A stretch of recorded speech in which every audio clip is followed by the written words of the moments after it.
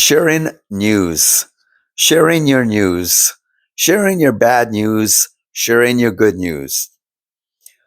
We all as human beings like the connection bit. We like the relationship factor. I mean, someone said no man is an island unto himself. And we really aren't. We're so connected. Now, there's a big difference. I mean, one of the most healthiest avenues in life that you can really pursue is a life of not being a loner, but being happy in your own company. That you can actually be doing all this stuff through your life and you can still be happy in your company because you have been absolved. You've made peace with your conscience. You made peace with others. And you know you've been a peaceful bringer, not a person who brings war to other people. Okay. And that's what makes you special in that respect. The thing is that as you are moving on, living your life, you don't want to be sharing too much of what goes on with your life unless you can trust a person whom you're sharing it with. And I've heard this over and over again. And for years, it took me because I didn't want to believe it. Because you can trust people who are not worthy of trust. And it could be a parent, family, friends, your own, the person you trusted enough to marry, and then discover later why your trust is being trampled on because they were never capable of trust. They were never capable of it. And trust is very important. It's a very important currency. Just the way you spend money, you're going to spend a trust. If you share good news with somebody who is right before you and they're all for you, you know how you'll know they're all for you because they always were. They always were. And this gives you the confidence to share the good news. Because of your willingness to be able to be a sharer, right? Is that share the good news with some people whom you are not well aware and acquainted with. And you will see that they were not happy for you because they're not happy inside. People, and this is the thing about sharing whatever you share, in bad or good. Be always well aware of this in your life, whatever a person's coming with before you, because you have to learn this too within your own life. Is that how happy are you with you? How happy are you? Do you have enough evidence that says you're a mean, nonsensical, disgusting conflict maker, chaos bringer, a person that would someone come up to you and said, "You're just bad. You're a bad apple," and you would have to quietly jump in their face, but quietly go away, holding your tail between your legs and know they're right in what they said about you.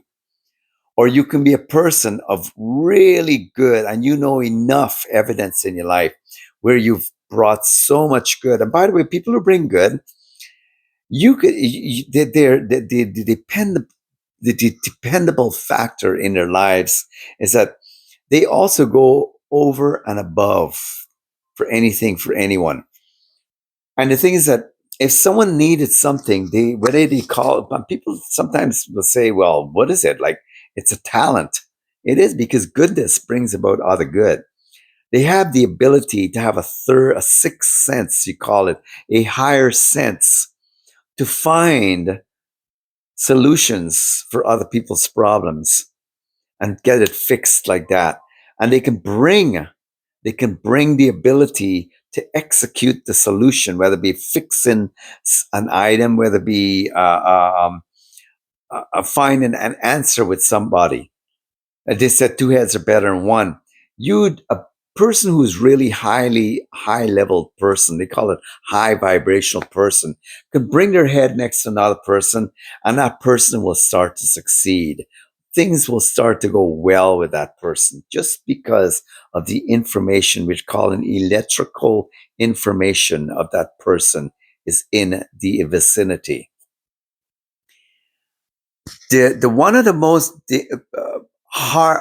besides being the electrical aspect of good being so powerful that it can bring a whole lot of good in any environment, there's the powerful aspect of evil, of bad, a bad seed, a dark atmosphere in a person can come around you.